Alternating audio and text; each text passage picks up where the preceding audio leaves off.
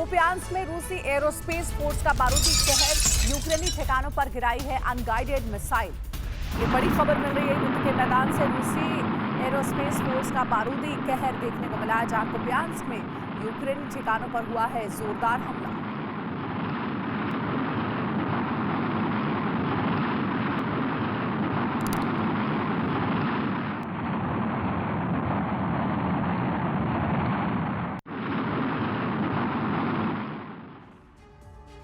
और एक और अहम खबर है, रूस का यूक्रेनी ठिकानों पर गोलाबारी जारी है। रूसी सैनिकों ने होवित्जर से दागे हैं गोली। रूसी हमले में कई यूक्रेनी ठिकाने हो गए हैं तबाह।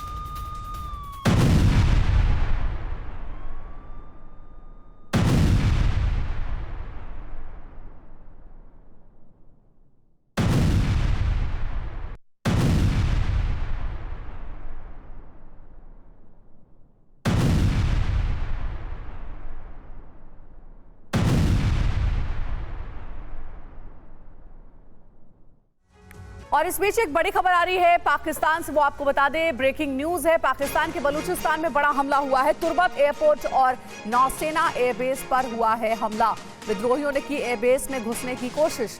सेना और विद्रोहियों के बीच भयानक गोलीबारी हुई। एयरपोर्ट के पास कई जगहों पर विस्फोट की खबर। तो देखिए, पाकिस्तान से बड़ी खबर आ रही है, जहां एयरबेस में घुसने की कोशिश हालांकि नाकामयाब रही है। और देखिए, सेना और विद्रोहियों के बीच अभी भी गोलाबारी जारी है। कई जगहों पर विस्फोट की खबर है और कहा यह भी जा रहा है कि विद्रोहियों ने की एयरबेस में घुसने की कोशिश। ये देखिए, कुछ तस्वीरें भी जारी हुई है जिसमें यह पता चला है तुर्बत एयरपोर्ट और नौसेना एयरबेस पर हमले की कोशिश। और देखिए, 4 लोगों के घुसने की खबरें सामने आई है। पाकिस्तान के बलूचिस्तान से ये तस्वीरें सामने आई है, जहां तुर्बत एयरपोर्ट और नौसेना का एयरबेस ये बताया जा रहा है, जहां पर ये बड़ा हमला हुआ है। नौसेना एयरबेस पर फायरिंग हुई है। देखिए, गोलियों की आवाज आप सुन सकते हैं।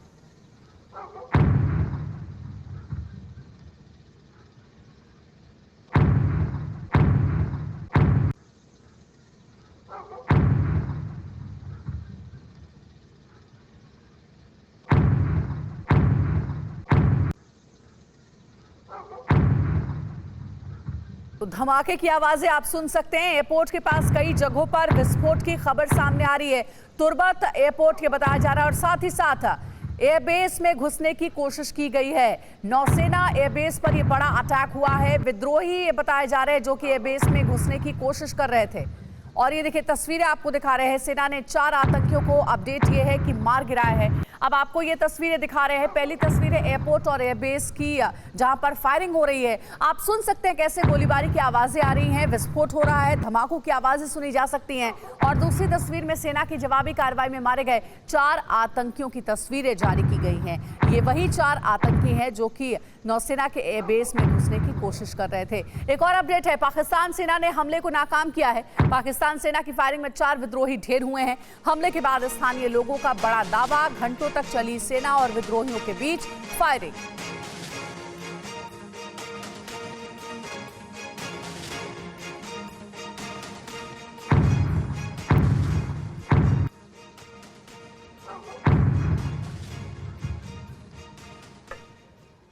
और अगली बड़ी खबर, डोनेट्स्क में रूस यूक्रेन के बीच आमने सामने की जंग जारी है। दोनों ओर की सेनाओं ने गोलीबारी की है।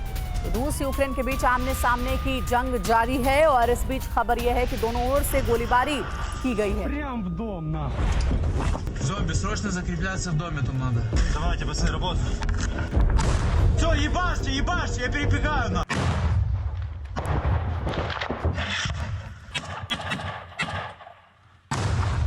और अगली बड़ी खबर, ज़ैपोरिज़िया में रूस यूक्रेन के बीच भीषण जंग जारी है। यूक्रेन ने रूस के टैंक को धमाके के साथ उड़ा दिया।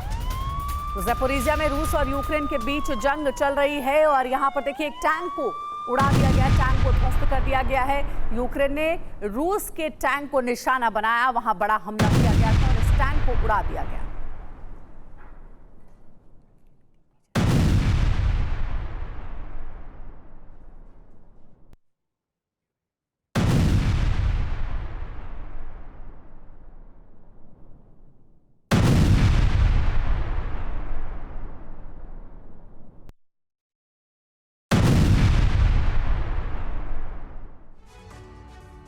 और मॉस्को में आतंकी हमले से तमतमाए पुतिन ने यूक्रेन पर ताबड़तोड़ हमले करने का फरमान जारी किया है। यूक्रेन के एनर्जी सेक्टर को निशाना बनाया गया, जबकि अगले कुछ घंटों में और बड़ा हमला हो सकता है। खास तौर से रूस के टारगेट पर यूक्रेन के मौजूद वो नाटो कमांड सेंटर हैं, जिनका सुराग कुछ दिन पहले ही जुटाया गया है। ये रिपोर्ट देखिए। अब पुतिन को कोई नहीं रोक सकता।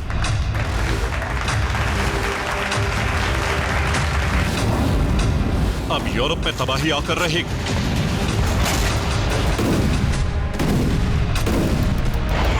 क्योंकि मॉस्को में आतंकी हमला करके पुतिन को सीधा चैलेंज कर दिया।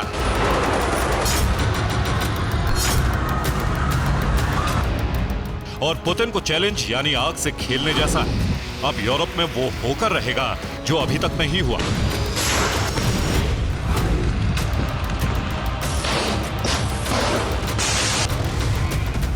पहले पुतिन के 5 टारगेट समझ लीजिए, जिनके लिए पुतिन ने निकाला है क्रॉकस अध्यादेश। यूक्रेन, पोलैंड, फ्रांस, जर्मनी और ब्रिटेन।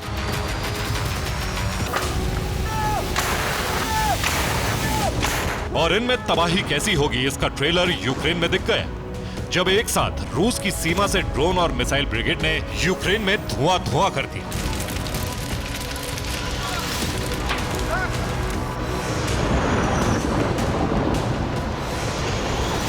ट्रेलर में इतनी तबाही, जब रूस बर्बादी की पूरी पिक्चर दिखाएगा तो यूक्रेन का सर्वनाश तय है।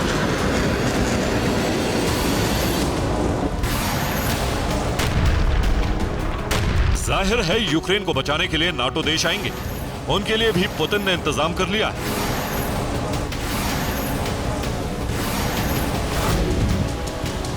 रूस ने FAB 500 M62 बम की बड़ी खेप तैयार कर ली है, जिनसे नाटो देशों पर हमले किए जाएंगे। इन बमों पर लिखा है फॉर क्रॉकस सिटी हॉल, यानी क्रॉकस सिटी के लिए।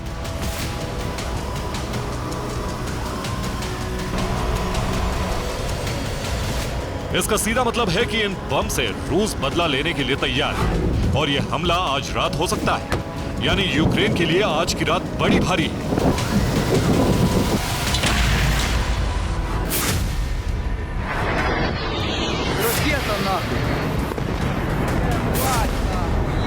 सोचिए, जब एक दिन पहले यूक्रेन के एनर्जी सेक्टर पर इतने विध्वंसक हमले कर दिए कि आधे से ज्यादा यूक्रेन में अंधेरा हो गया।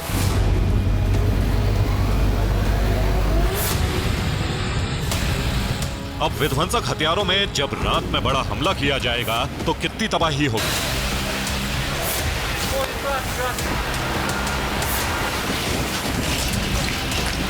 अभी कहां रूस ने हमला किया वो समझिए।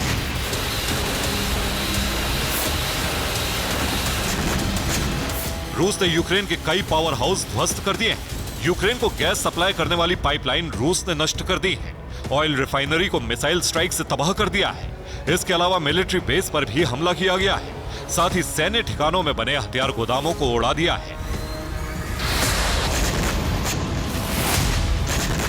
इतने हमले से रूस ने यूक्रेन को करीब 10,000 करोड़ का नुकसान कर दिया है।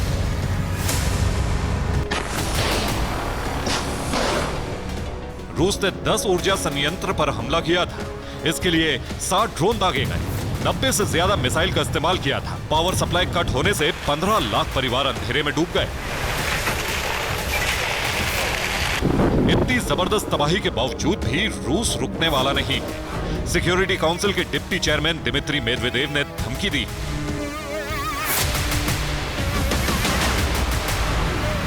जरा इंतजार करो, तबाही तुम्हारा इंतजार कर रही है। हम मॉस्को हमले के हर गुनहगार को पकड़ेंगे और ऐसी सजा देंगे कि इतिहास याद रखेगा। वो तमाम देश हमारे टारगेट पर हैं जो इस हमले के लिए जिम्मेदार हैं। और ऐसा करने के लिए रूस तैयार है। हथियारों का प्रोडक्शन बढ़ा दिया गया है। मिसाइल लॉन्चिंग पैड पर अलर्ट मोड पर है।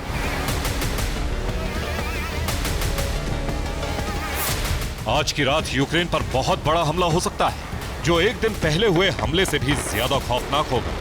रूस के मंसूबे यही लगते हैं।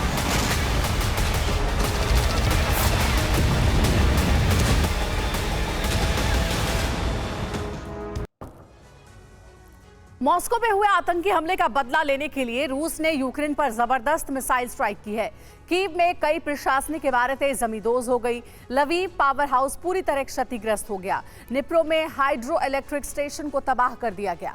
खार्किव में रिहायशी इलाकों पर हमला किया गया और ओडेसा पोर्ट का इंफ्रास्ट्रक्चर तहस नहस कर दिया गया। वहीं ज़ेपोरिज़िया में न्यूक्लियर पावर प्लांट पर हमला नाकाम हो गया। इन हमलों के लिए विध्वंसक हथियारों का इस्तेमाल किया गया, जिसमें 63 शाहिद ड्रोन थे, 35 KH-101 cruise missile, 5 KH-555 cruise missile, 5 KH-22 cruise missile, 12 Iskander ballistic missile, 2 KH-59 guided cruise missile, जबकि 7 किंजल एरो बैलिस्टिक मिसाइल और बाइट S-300 एंटी एयरक्राफ्ट मिसाइल से यूक्रेन में तबाही मचाई गई।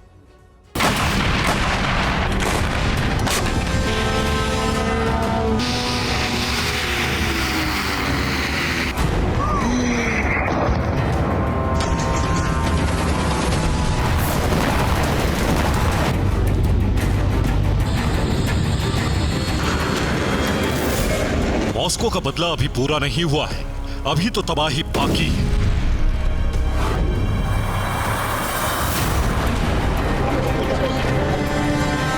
रूस के मंसूबे से साफ है कि अगर इसी तरह हमले होते रहे तो नाटो को युद्ध में कूदना पड़ेगा।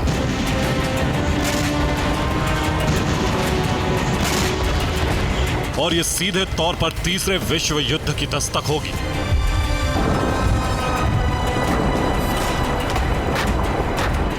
यूक्रेन के मिलिट्री ऑब्जर्वर डेनिस पोपोविक ने अंदेशा जताया है, आने वाले महीने में भी यूक्रेन पर बड़े मिसाइल हमले होंगे। उनके पास मिसाइल का भंडार है। ये ठीक उसी तरह है जैसे पिछले साल मई में उन्होंने ऐसा किया। इस बार उन्होंने अप्रैल चुना है, जो यूक्रेन के लिए विनाशक साबित हो सकता है।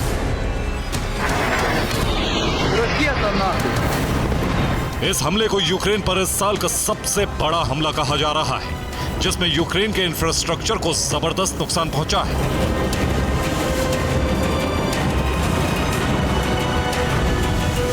हमले में लवीव के पावर हाउस को निशाना बनाया गया, जिसमें पावर हाउस में आग लग गई। एक बड़ा हिस्सा क्षतिग्रस्त हो गया।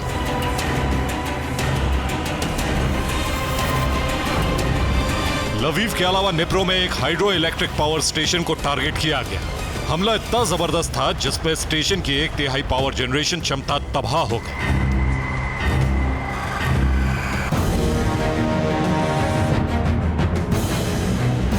खार्किव कीव के बाद यूक्रेन का दूसरा सबसे बड़ा शहर है। वहां 31 मिसाइलें दागी गई, जिसमें कई इमारतें जमींदोज हो गई। यह हमले के बाद का वीडियो है। कुछ घंटे पहले इस जगह एक बड़ी इमारत हुआ करती थी, लेकिन अब सिर्फ मलबा बाकी है।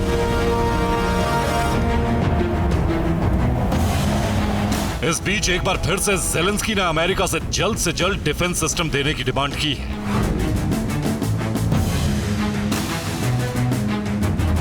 ज़ेलेंस्की ने कहा है, इस वक्त हमें डिफेंस सिस्टम की सबसे ज्यादा आवश्यकता है। रूस बौखलाकर हमले पर हमले किए जा रहा है।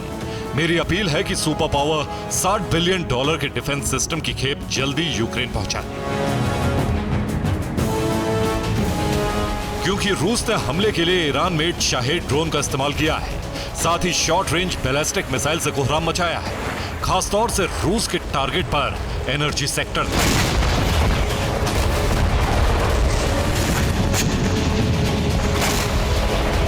Bureau report, TV9 Bharatvarsh.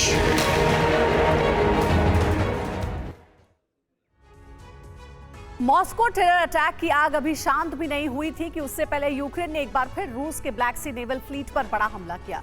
Ukraine के मिसाइल हमले से रूस के 2 एम्फीबियस युद्धपोत सेवास्तोपोल पोर्ट पर जलमग्न हो गए।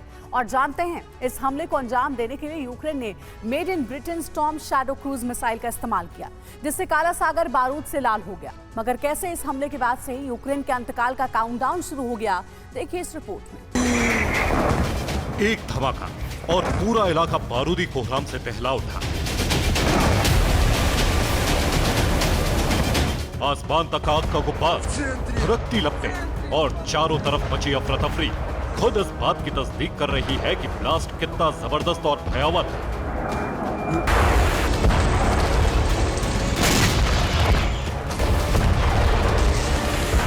ये तस्वीर क्रीमिया पेनिनसुला के सेवेस्तोपोल पोर्ट से सामने आई है, जहां मौजूद रूसी नौसेना के जंगी बेड़ों पर यूक्रेन ने ताबड़तोड़ अंदाज में मिसाइलें बरसाई।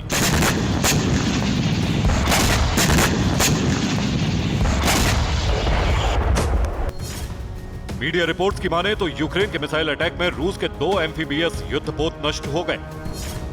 रूसी ब्लैक सी फ्लीट के लैंडिंग शिप यमल और अजोव तबाह हुए। यूक्रेनी सेना ने रूसी युद्धपोतों पर स्टॉर्म शैडो मिसाइल से हमला किया।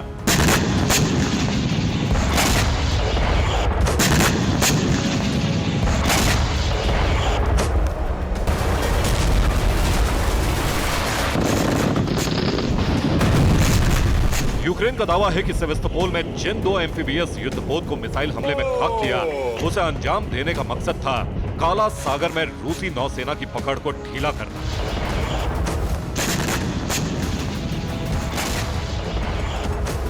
क्रीमिया की सुरक्षा में तैनात रूस की ब्लैक सी फ्लीट में खलबली मचा दी।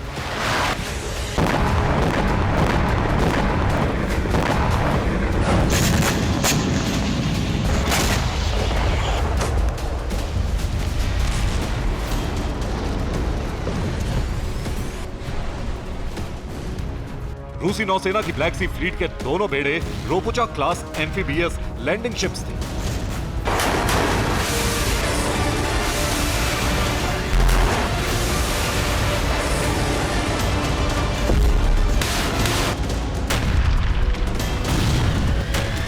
जो करीब 370 फीट लंबे और 4000 टन वजनी और 24/7 सेवेस्तोपोल पोर्ट पर तैनात रहते थे।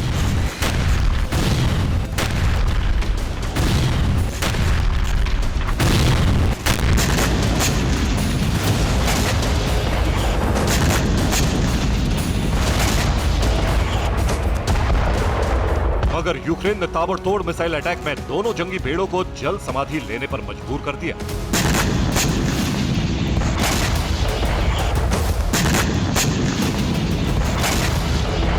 लेकिन ये कोई पहला मौका नहीं है जब यूक्रेन ने अपने बारूदी भूचाल से रूसी नौसेना में खलबली मचाई।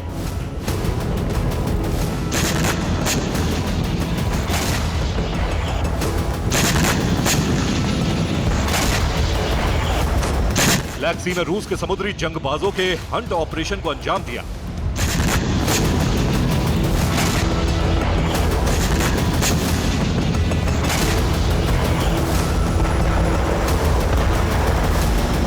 इससे पहले भी यूक्रेन कई दफा रूस की ब्लैक सी फ्लीट के युद्धपोत और जंगी बेड़ों की बलि ले चुका है।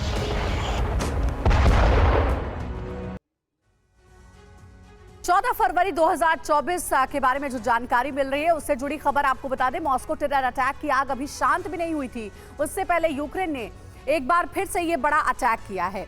और आपको ये भी बताते चले कि युद्ध के मैदान में लगातार विध्वंसक हमले होते जा रहे हैं, जिसका नतीजा है कि अब तक यूक्रेन को काफी नुकसान झेलना भी पड़ा है। तो वहीं 14 फरवरी 2024 को यूक्रेन ने रूस के सीजर कुनिकोव युद्धपोत पर हमला किया और यूक्रेन के हमले से रूस का एम्फीबियस युद्धपोत नष्ट हो गया। इससे पहले 1 फरवरी 2024 को यूक्रेन ने रूस के इवानोविट्स युद्धपोत पर हमला किया। यह हमला भी यूएसवी यानी समुद्री ड्रोन से किया गया और रूसी युद्धपोत नष्ट हो गया। 2024 के पहले महीने में भी यूक्रेन ने रूस के कई क्रीमिया बेस पर लगातार हमले किए। इनका टारगेट रूस के बेस बने। 31 जनवरी को यूक्रेन ने क्रीमिया के बेलबेक बेस पर मिसाइल हमला किया। यह हमला स्टॉर्म शैडो मिसाइल से किया गया। यूक्रेन के इस प्रहार से रूस के 3 Su-27 फाइटर जेट नष्ट हो गए। इससे पहले 5 जनवरी को यूक्रेन ने क्रीमिया के साकी बेस पर हमला किया। इस हमले के लिए भी ब्रिटेन से मिली स्टॉर्म शैडो मिसाइल इस्तेमाल की गई। इस मिसाइल के प्रहार से 23 रूसी सैन्य अफसर मारे गए। मरने वाले सैन्य अफसरों में 5 हाई रैंक कमांडर थे। 4 जनवरी को यूक्रेन ने क्रीमिया के ही यूखारिना बाल्का एयरफील्ड पर हमला किया। यह हमला यूक्रेन की अपग्रेडेड मिसाइल नेपच्यून से किया गया। यूक्रेन का यह हमला सटीक रहा और रूसी रडार सेंटर नष्ट हो गया। इसी दिन क्रीमिया के येवेपतोरिया पर यूक्रेन ने 10 से ज्यादा स्टॉर्म शैडो हमले किए। यूक्रेन ने दावा किया कि रूस का एक कमांड पोस्ट तबाह हो गया। ये रिपोर्ट आपको दिखाते हैं।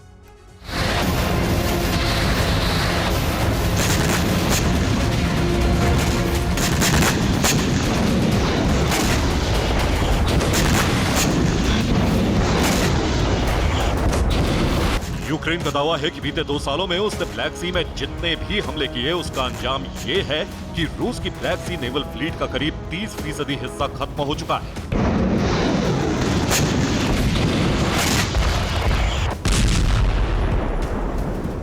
दरअसल काला सागर में सबसे बड़ी नौसेना शक्ति रूस ही है। ऐसे में यूक्रेनी ब्रिगेड धीरे धीरे इस शक्ति को समाप्त करने में जुटी।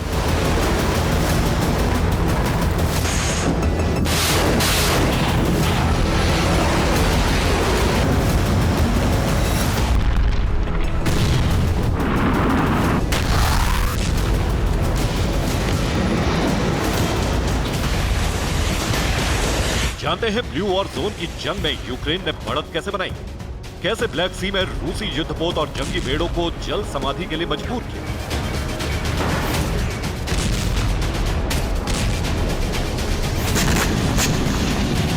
तो इसकी वजह है काला सागर में यूक्रेनी नौसेना की तरफ से इस्तेमाल किए जाने वाला हथियार।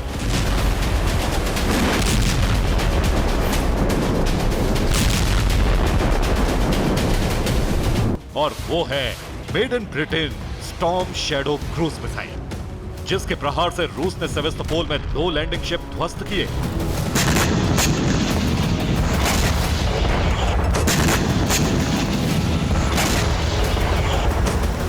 दरअसल ब्रिटेन की storm shadow cruise missile Zelensky के लिए गेम चेंजर साबित हुई।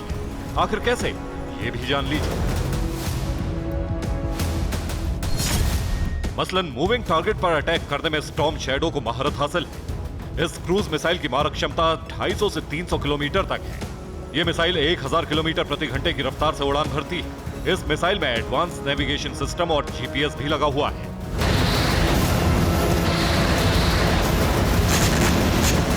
आर पार की जंग में दुश्मन पर सटीक प्रहार करना हो, हवाई कॉम्बैट ऑपरेशन करना हो, उसमें स्टॉर्म शैडो क्रूज मिसाइल घातक और अचूक मानी जाती है। यह फ्रांस की स्कैल्प मिसाइल का ही एडवांस वर्जन है, जो दुश्मनों के ठिकानों को लॉन्ग रेंज से ही तबाह कर देती है।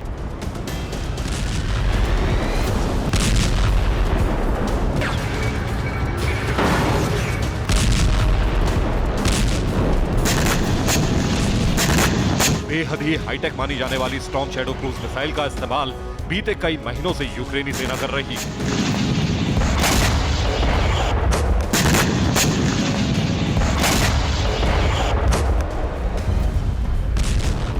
ऐसा नहीं है कि यूक्रेन ने सिर्फ सेवेस्तोपोल में तैनात रूस के जंगी बेड़ों पर हमला किया, बल्कि इसके साथ साथ क्रीमिया पर ताबड़तोड़ ड्रोन और मिसाइल अटैक किए।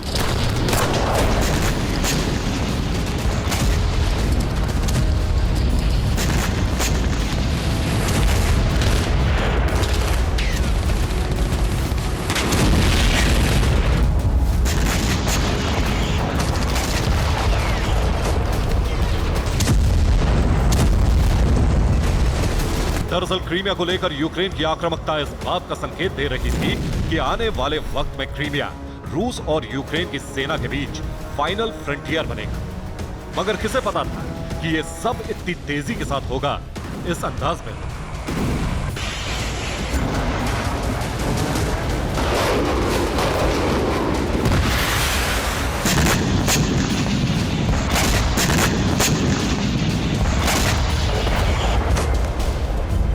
एक तरफ यूक्रेनी सेना क्रीमिया को दहला रही है, तो वहीं दूसरी तरफ रूस के रोस्तोव में मौजूद थर्मल पावर प्लांट पर भी ड्रोन स्ट्राइक की गई। वहीं रूस का आरोप है कि यूक्रेनी सेना रूसी सरजमी को दहलाने के लिए यूएस मेड केमिकल वेपन्स का भी इस्तेमाल कर रही है। मतलब साफ है कि रूस यूक्रेन जंग अब ऐसे मोड़ पर आ चुकी है जिसका अंत सिर्फ तबाही है। Bureau report, TV9 Bharatvarsh. और पुतिन का सपना है कि यूरोप तक रूस का साम्राज्य विस्तार करना, और 5वें कार्यकाल का सबसे बड़ा लक्ष्य भी यही है। लेकिन इस सपने में बाधा बन चुके हैं यूरोप के एक अति महत्वाकांक्षी नेता इमैनुअल मैक्रो। फ्रांस के राष्ट्रपति ने यूक्रेन में सेना की तैनाती का प्लान बना लिया है। यानी पुतिन और मैक्रो का सीधा टकराव कभी भी हो सकता है। देखिए क्या है मैक्रो का प्रहार और पुतिन की प्रतिघात का प्लान।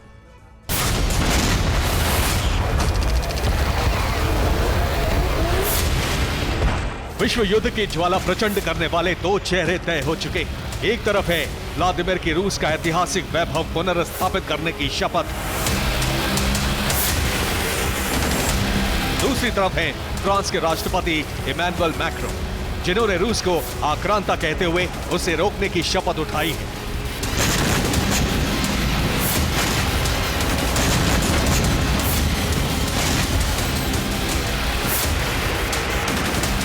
पांचवी बार पुतिन की सत्ता वापसी के बाद ही यूरोप के नेटो देशों ने यह तय कर लिया है कि रूस को रोकने के लिए एक रैपिड रिस्पांस फोर्स बनाना जरूरी है, क्योंकि पुतिन ने इसी जीत के साथ ये ऐलान कर दिया है कि ये यूरोप विजय युग का आरंभ हो चुका है।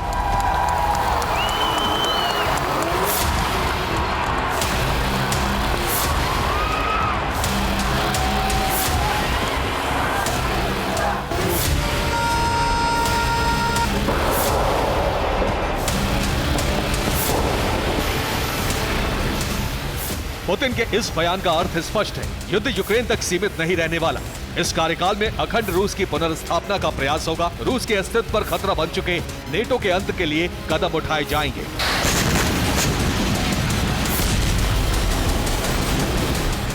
नेटो पुतिन के इस कार्यकाल को गंभीरता से ले रहा है और अमेरिका की अगुवाई वाले इस संगठन ने पुतिन को रोकने की व्यूह रचना कर दी है। इसी व्यूह रचना से विश्व युद्ध का खतरा भयावह वास्तविकता की तरफ बढ़ रहा है।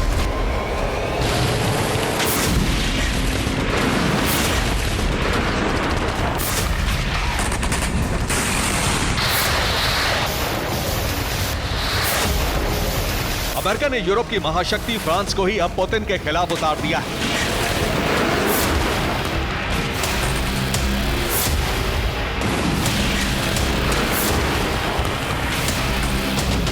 यूक्रेन रूस की जंग अब पुतिन वर्सेस मैक्रो हो चुकी है, क्योंकि फ्रांस ने यूक्रेन में सेना भेजने की तैयारी कर ली है। फ्रांस यूक्रेन में सैनिकों की तैनाती करने जा रहा है। फ्रांस यूरोपियन यूनियन की इकलौती परमाणु शक्ति है। फ्रांस से रूस का टकराव परमाणु युद्ध में बदल सकता है।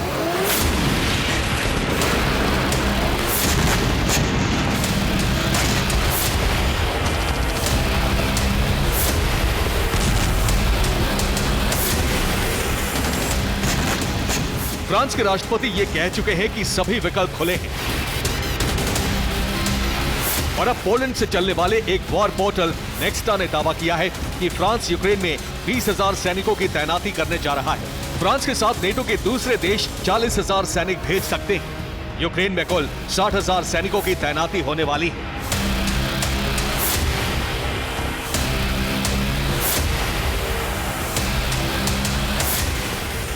नेक्स्टा का दावा है कि इन सैनिकों की तैनाती यूक्रेन के 2 मोर्चों पर की जाएगी। रणनीति यह है कि रूस के हमले रोकने के लिए 2 मोर्चे तैयार किए जाने वाले हैं।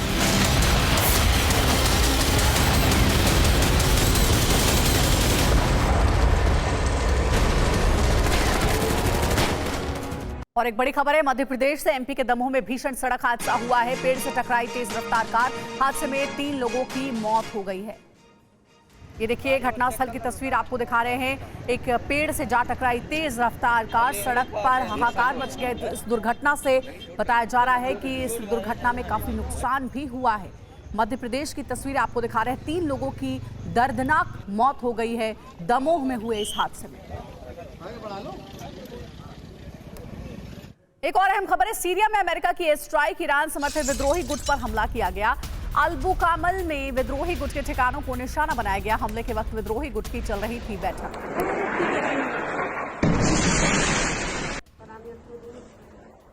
दुनिया भर के रक्षा विशेषज्ञ इस बात से इनकार नहीं कर रहे हैं कि रूस नाटो के बीच कभी भी सीधी जंग शुरू हो सकती है। रूस नाटो के बीच बढ़ते तनाव की नई खबर बैरेंट्स सागर से आई है। दोनों पक्षों की हवाई भिड़ंत बैरेंट्स सागर के ऊपर हुई है। अमेरिका के B-1 बॉम्बर और रूस के MiG-31 फाइटर जेट एक दूसरे पर हमला करने के करीब पहुंच चुके थे। इसके बाद रूस और पोलैंड में एक साथ एयर डिफेंस सिस्टम एक्टिव हो गए और क्रेमलिन से व्हाइट हाउस तक फैल गया तनाव। 8 मार्च को अमेरिका ने रूस पर आतंकी हमलों का अलर्ट जारी किया है। उसी दिन यह आशंका जोर पकड़ने लगी थी कि अमेरिका और रूस के बीच सबसे बड़ी जंग शुरू होने जा रही है।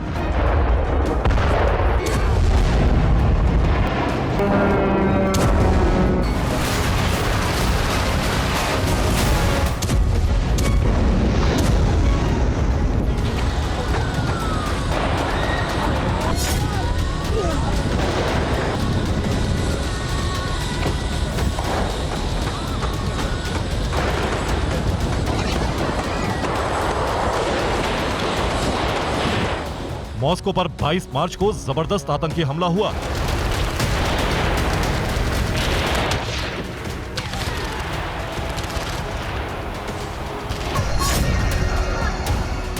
उसके बाद हमलों के साजिशों में शामिल यूक्रेन पर रूस ने विनाशक हमले शुरू कर दिए। इन हमलों को रूस का प्रतिशोध कहा जा रहा है, लेकिन प्रतिशोध की सीमा सिर्फ यूक्रेन तक सीमित नहीं है। नाटो देशों की खुफिया एजेंसियों ने कहा कि रूस यूरोप के नाटो देशों पर भी हमले कर सकता है।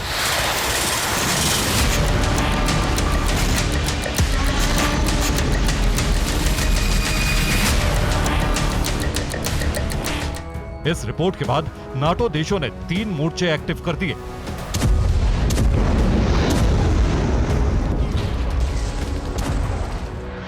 रूस से सटे नाटो देशों की सीमाओं पर एयर डिफेंस सिस्टम की तैनाती बढ़ा दी गई। नाटो देशों में तैनात टोही विमान रूसी सीमाओं के करीब गश्त लगाने लगे।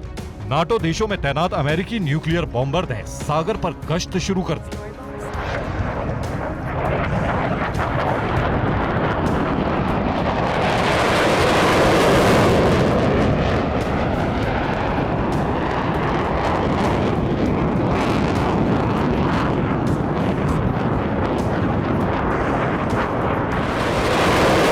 टोही विमान और बॉम्बर 23 मार्च से रूसी सीमा के नजदीक गश्त लगा रहे थे, लेकिन सबसे बड़ा संकट खड़ा हुआ 25 मार्च की सुबह।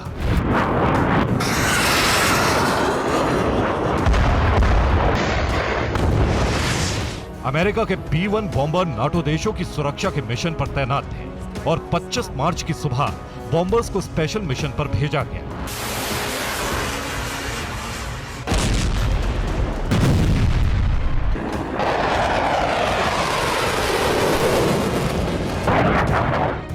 अमेरिका के B-1 बॉम्बर डेनमार्क में तैनात थे।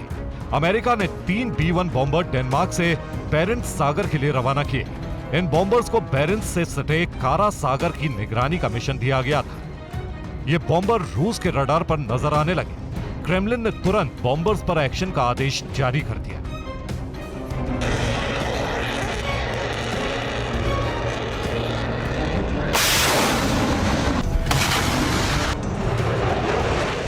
इसके बाद अमेरिका के बॉम्बर्स रूसी एयरफोर्स के टारगेट पर आ गए। रूस ने मिग फाइटर जेट की एक टुकड़ी कारा सागर के लिए रवाना कर दी। अमेरिका के B-1 बॉम्बर डेनमार्क के बेस से उड़ान भरने के बाद बैरेंट्स सी पर गश्त लगाने लगे। इसके बाद काला सागर पर कई घंटे गश्त लगाते रहे। इसी बीच रूसी रडार पर इन्हें ट्रेस किया गया। रूस ने आरोप लगाया कि अमेरिका रूसी वायु क्षेत्र में घुसपैठ कर रहा है। रडार पर न्यूक्लियर बॉम्बर नजर आते ही रूस ने MiG-31 रवाना कर दिए। काला सागर के ऊपर रूसी सीमा के नजदीक अमेरिका और रूस के बीच आसमान में भिड़ंत हुई। रूसी फाइटर जेट से सामना होते ही अमेरिकी परमाणु बॉम्बर ने रूट बदला और वापस डेनमार्क की तरफ लौट गए। अगर यह भिड़ंत युद्ध में बदल जाती तो विश्व युद्ध छिड़ना तय था।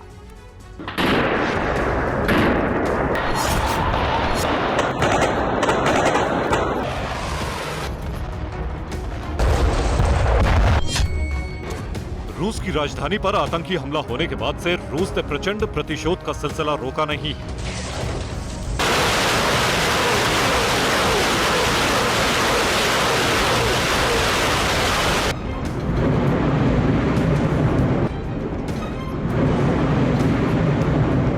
यूक्रेन के कई शहरों पर रूस ने एक साथ हमले किए।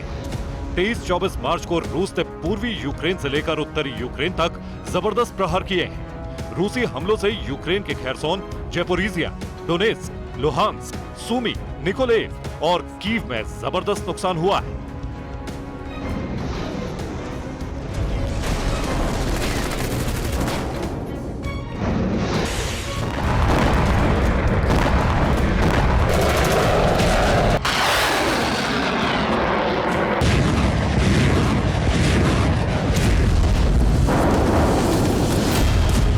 रूस ने यूक्रेन पर 3 मोर्चों से हमले किए। काला सागर से नेवल फ्लीट ने KH क्रूज मिसाइलें बरसाई।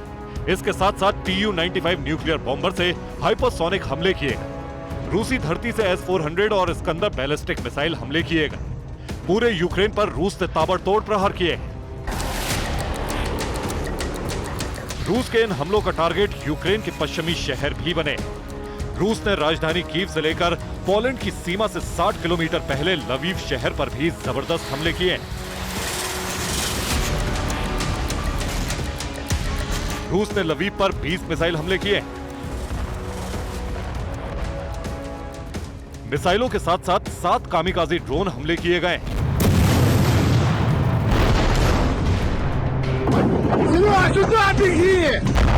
इन्हीं हमलों के क्रम में रूसी मिसाइलें नाटो सीमा में प्रवेश कर गईं और विश्व युद्ध का खतरा मंडराने लगा।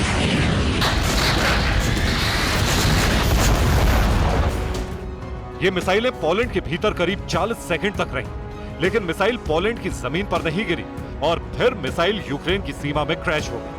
पोलैंड पहले से सतर्क था।